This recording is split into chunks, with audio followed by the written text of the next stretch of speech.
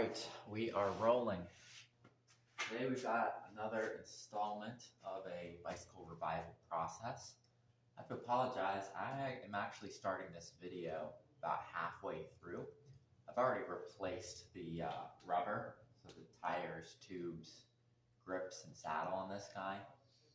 Went ahead and swapped out the chain as well, just because it had some rust damage. It looked like it was kind of sitting outside for a little bit. You never really know with bikes that come in what the past history is. Usually it's a lot of neglect. But I have kind of a philosophy that I want to take with this YouTube channel, which is to not get tripped up by perfectionism. So, there's a lot of reasons to not make a video, but I figured I've already got this in the stand. It's winter. I don't have a lot of bikes that are going to be coming through, and I want to squeeze the opportunities to start doing this and get a little bit better at it. So kind of like what I do with my business philosophy is about 1% better every day. So what I'm hoping is the improvement on this video versus the last is I did make some adjustments to the lighting. So hopefully you can see me a little bit better. I know the audio's probably still not great. I am going to get a lapel mic as my next investment, but trying to keep things minimal. Just get it 1% better every day. Just have a patient attitude with it. A couple months down the line, these will be nicer, higher quality videos. That is if I keep doing it. But today we got a Trek Navigator 3.0 in the stand. This is a great bike. This is very run-of-the-mill hybrid that we see run through here. It's got higher handlebars for comfortable geometry, 26-inch wheels. This is probably, I want to say, late 2000s, probably in 08 to 2012 would be my best guess. We sell a lot of these through here, hybrids in general. Probably at least 50% of the bikes that we sell out of the shop is a hybrid between the year 2000 and about 2015. A lot of them being Trek, Giant, or Specialized. So I'm just going to go ahead and get started with this guy. Get it cleaned up. This is another bike that, other than the replacement parts that I put into it, it doesn't need a whole lot. We'll have some videos coming up where I do a little bit more heavy lifting with some bikes. I have a kid's bike in queue that is probably going to need replacement shifters, cables, and housing.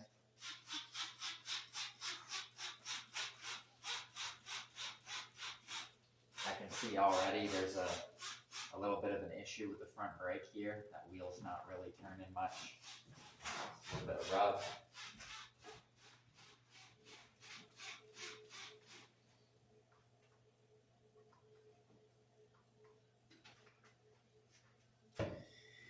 I'm going to be honest with the whole YouTube thing. I have a lot of skepticism.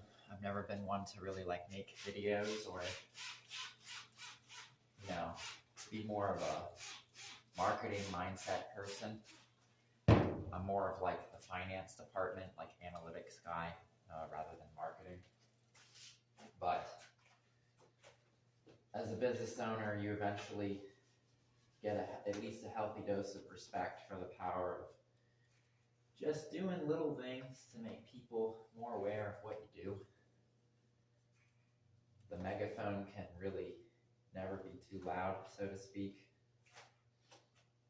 So I want to start dipping my toes into the YouTube thing, hoping that I can sort of double dip with it. I already have to work on these bikes, so if I turn a camera on, I'm not necessarily taking more time. And then on top of that, maybe the first use of these videos is for use on social media or our email marketing list. And maybe the secondary use is growing a YouTube channel and maybe getting some traction there.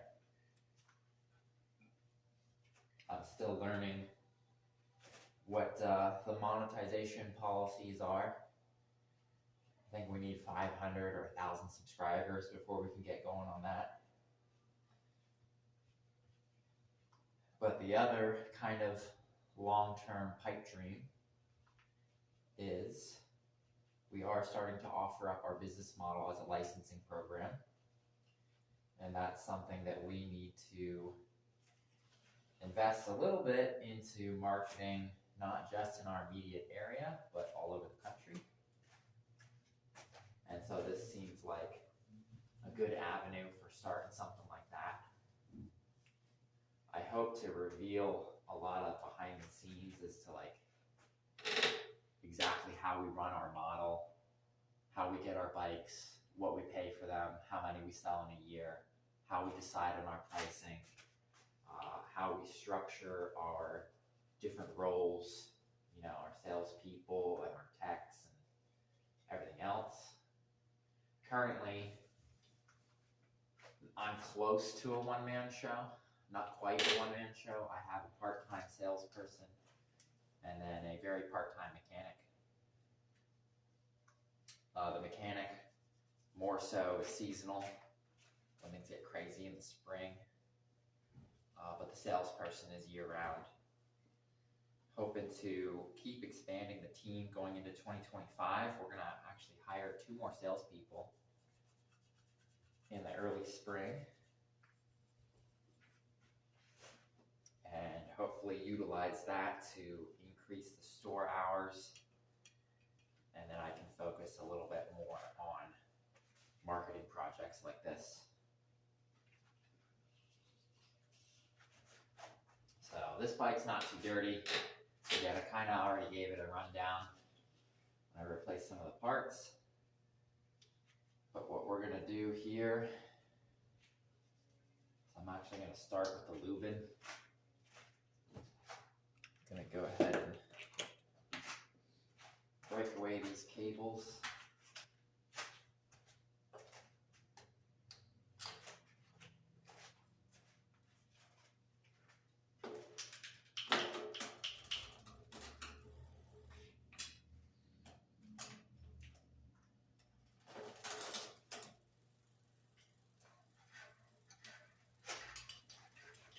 I think a lot of people, when they start a YouTube channel, they're a little bit more, I guess, worried. Like they overthink it. I'm trying to just dive right in and learn as I go. And just experience how things are a little bit different. Like, you know, carrying on a conversation while I'm working on a bike is not something I'm usually doing. I'm usually just cranking through these in silence.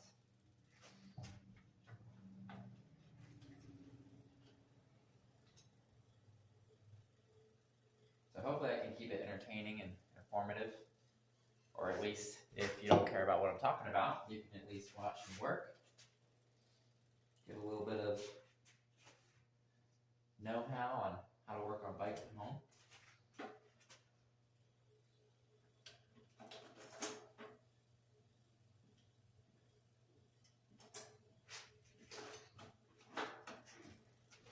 Typically, when we get a bike in, I mean, it varies widely, but on average, probably looking at about an hour in the stand to get a bike revived. Sometimes we get lucky and somebody trades in a very well cared for bike, and it's just generally a clean and lube and safety inspection. But we also get plenty of bikes that are full-blown projects where we're just doing a complete overhaul, complete disassembly, reassembly, fine-tuning.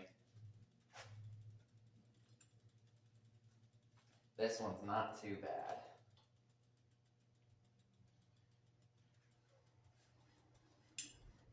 I always find it gets gunky with the rear brake right in this area. It's one of the shortest pieces of housing, but there's almost always a lot of friction in there.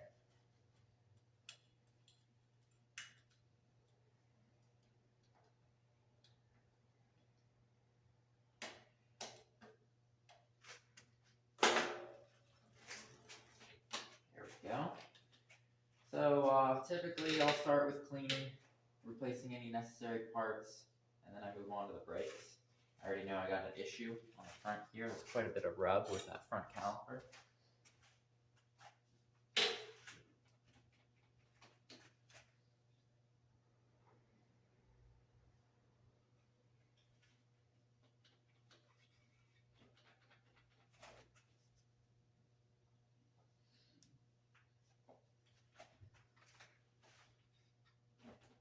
And I think I'm going to end up maybe truing this wheel a little bit. It's just got one spot. It's barely rubbing.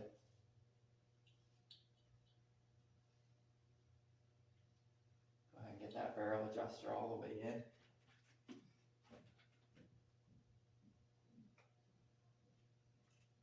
Might end up truing this one on the bike.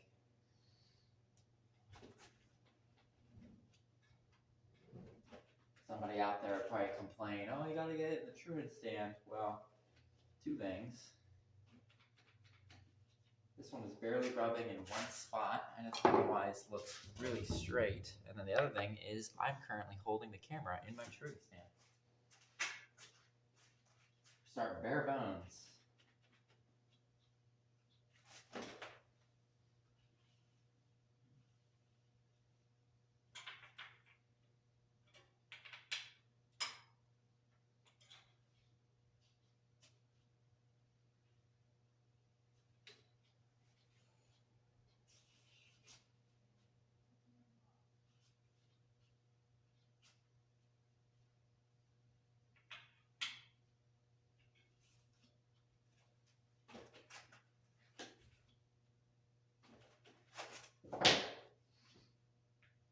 Go.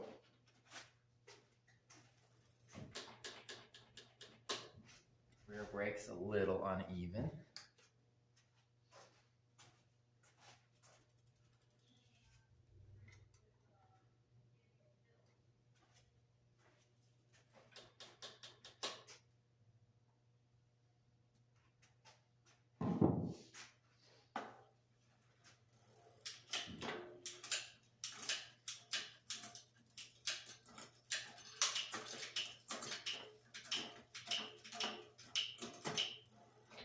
So I mentioned a few stats in the last video. We started our shop in 2019. So we're just finishing up our 6th season here. Obviously with our 2nd season being the COVID year. I feel like we're just now returning to some semblance of normalcy after that, other than the supply chain issues.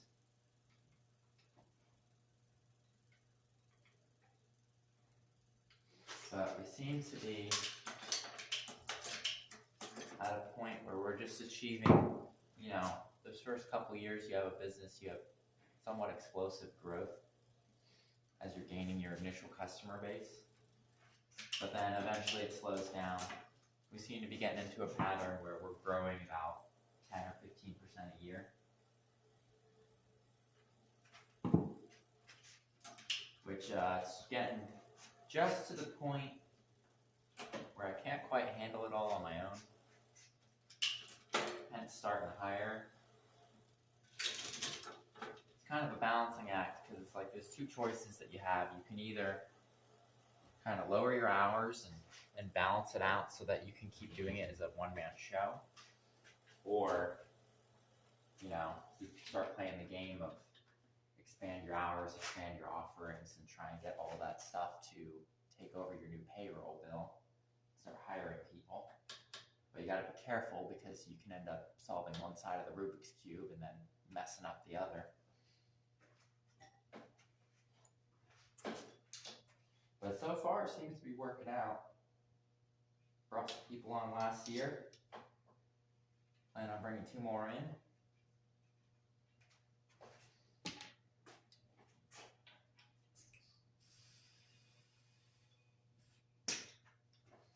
Apologize if my air compressor kicks on. It's very loud. It's another winter project that I had, is I'm probably going to build a soundproof box around it. Although I still think it'll be pretty loud.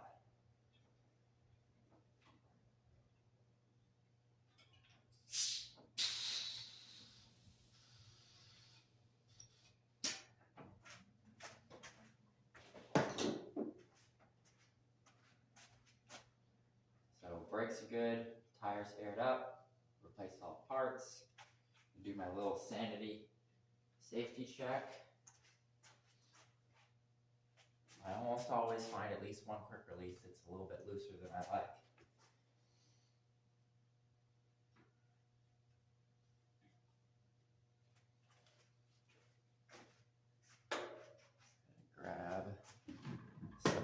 keys here. Headset.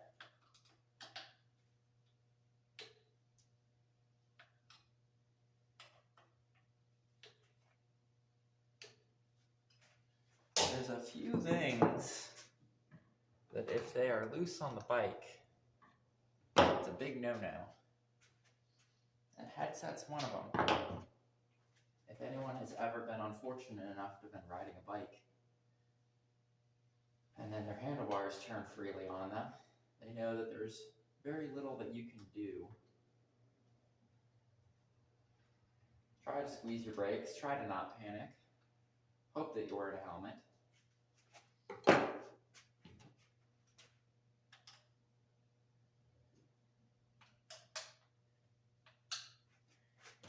98% of the time, all these bolts are tight when I check them, but it's good to,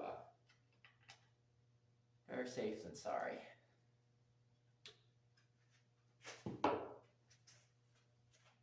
Alright, so now, let's do the drivetrain.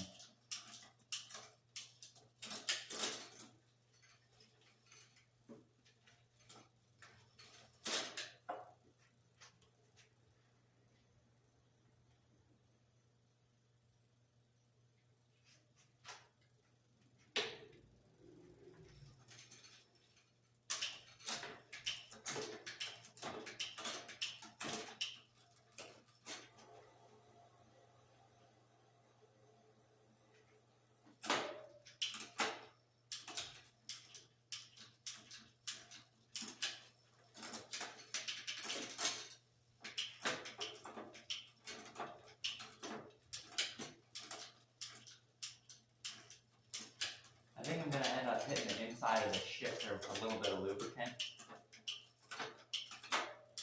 I can feel that the ratcheting system's a little dry in there.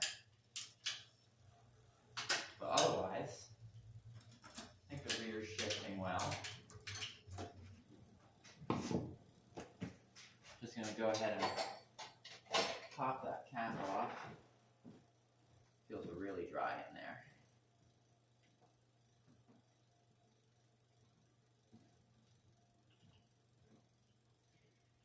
Getting back onto the topic I started with this video, the whole idea of not letting imperfection stop you. I know that there's going to be different lessons and a steep learning curve with this whole YouTube thing. One of the things that I'm thinking already is probably going to want to use one of those AI softwares that automatically scrapes through the video and finds silences to remove. Because I'm not going to have something to talk about every single second of a full 30 or 40 minute video. So it might be good. I don't want to go through and manually edit them myself. Maybe that's a step that I'll take in the future. But for right now, my thought process is throw a bike in the stand, press play, do your thing for 30, 40 minutes, and then my sales guy, who is pretty skilled with Canva, can make a thumbnail. I'm actually going to clean that out and then move it. It's pretty bad.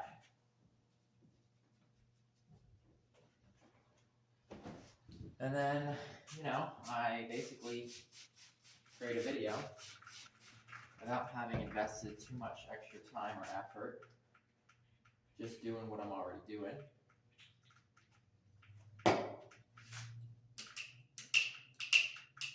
And get that double dip of a little bit of marketing. Oh, that feels so much better. Oh, it's so much snappier. That's the thing.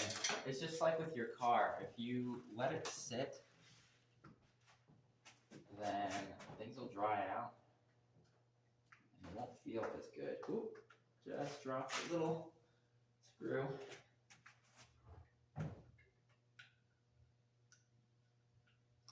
But yeah, I'm looking at this as an iterative process. Make a bunch of bad videos that nobody will watch, but make them 1% better every time. And eventually, a couple months down the road, I think I'll have a halfway decent product. Maybe I won't be wearing sweatpants in the video. And I'll actually have a real checklist of things to do before I press play. Oh, so much better. And who knows?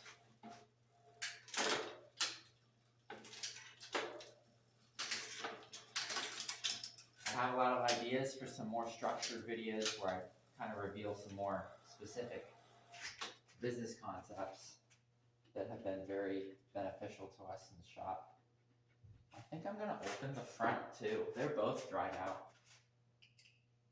Bike was just sitting for a while.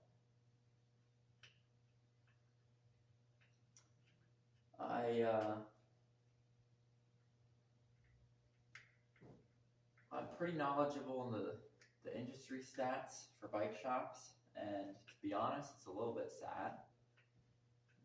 There's nobody really getting rich in this profession. But I think I've struck a pretty good chord in two ways. One is the obvious one.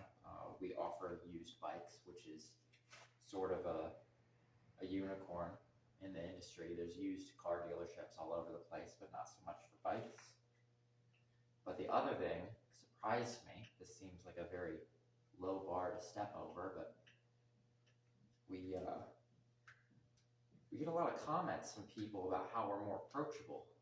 I think there's kind of an air of snobbiness or tribalism in a lot of bike shops. And most everyday people feel pretty intimidated or dismissed, or like people are rude to them, which from a customer service standpoint, it just seems obvious not to do that, but bike shops don't seem to get it, so we play hopscotch over that very laughably low bar, and we get a strong repeat customer base. And like I said, we're doing about 10 or 15% more business every single year. That's not because the population around this area is growing by that much, although Frederick is growing. It's clear in our data that it's because a higher and higher percentage of people, the longer we're in business, are repeat customers. And you don't get repeat customers by having a rude or tribalistic mindset. You know, we have different names for demographics here. We like to call it, you know, different type of people that visit a bike shop.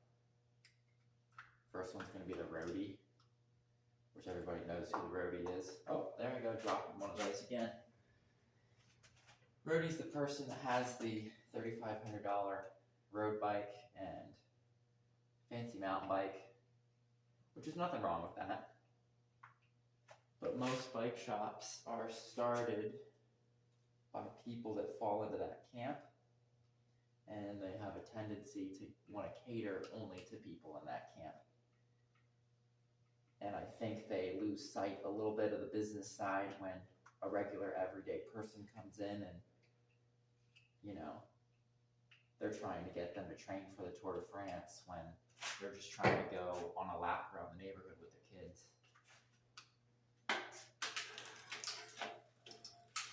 So that next camp, we like to call them Dave and Susan. Dave and Susan are just everyday people that are looking for everyday bikes. But by the same token, they don't want crap. They want some level of trust.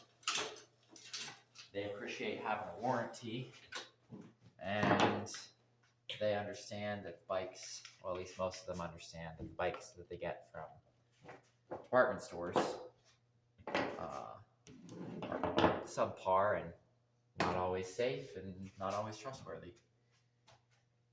So we kind of strike that middle ground where you don't have to go to the expensive cyclist-oriented shop and start at $1,000 price point and up, but you also don't have to go to, say, you know, a department store. Maybe later I'll get braver and I'll name names, but we'll just say department store bikes, and essentially get something that's going to last them halfway through the summer before it breaks underneath them.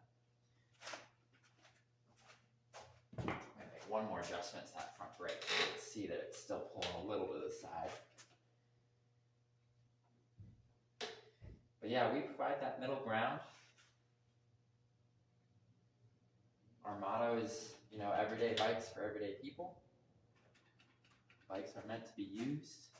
And I think we've struck a chord. And I think there's room for this business model being more than just Frederick, but I cannot clone myself.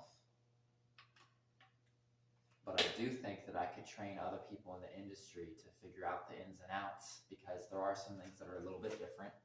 Obviously, we're not a retailer for, like, you know, we don't point and click and get our bikes delivered. They come in as trade-ins, and we have to make that assessment of, is it worth it? What makes and models? What should we pay for it? What about all the parts that go into it? It's different than buying it from a retailer where you have the same, you know, maybe 10 or 15 models year round. You know your margin. There's more of a randomness nature to this. However, the margins are much better. You know, you're getting your margin out of putting the TLC into the bike. So for example, this one, we paid $40 for this bike. And then we ended up putting some amount, I'll put it in the thumbnail, the total price, but you know, it's not too uncommon that we will actually put more money in parts into the bike than what we paid for the bike in the first place.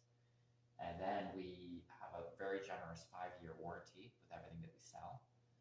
And it's pretty surprising what you can turn these guys around for and how plentifully available they are. In fact, we turn down probably 75% of the bikes that come to us for trade-in simply because we don't have the room. Like I said, there's more room for this model in the industry. I just can't clone myself. What I have worked on in the last 6 months is a complete licensing program. We're going to have that linked in the bottom of the videos, but you can kind of check it out on our website.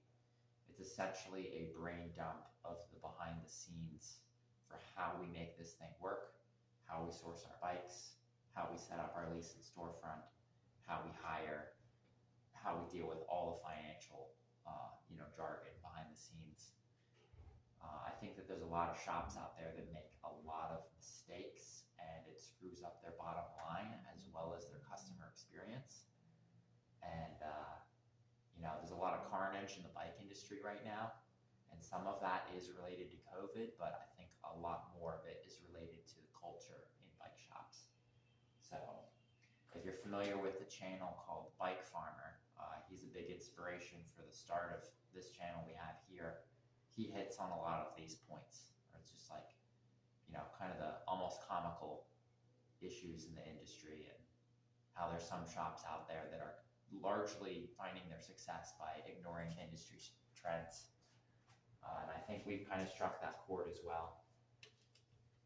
So that's going to be that for this bike today. Again, this one wasn't too heavy of a project. Our next video, we will be doing more of a gutting job on a 24-inch kids bike that, a lot of kids bikes, they come in pretty beaten, and this one definitely needs some work. So I'll try to get that one up before the end of the weekend, but that'll be it for today.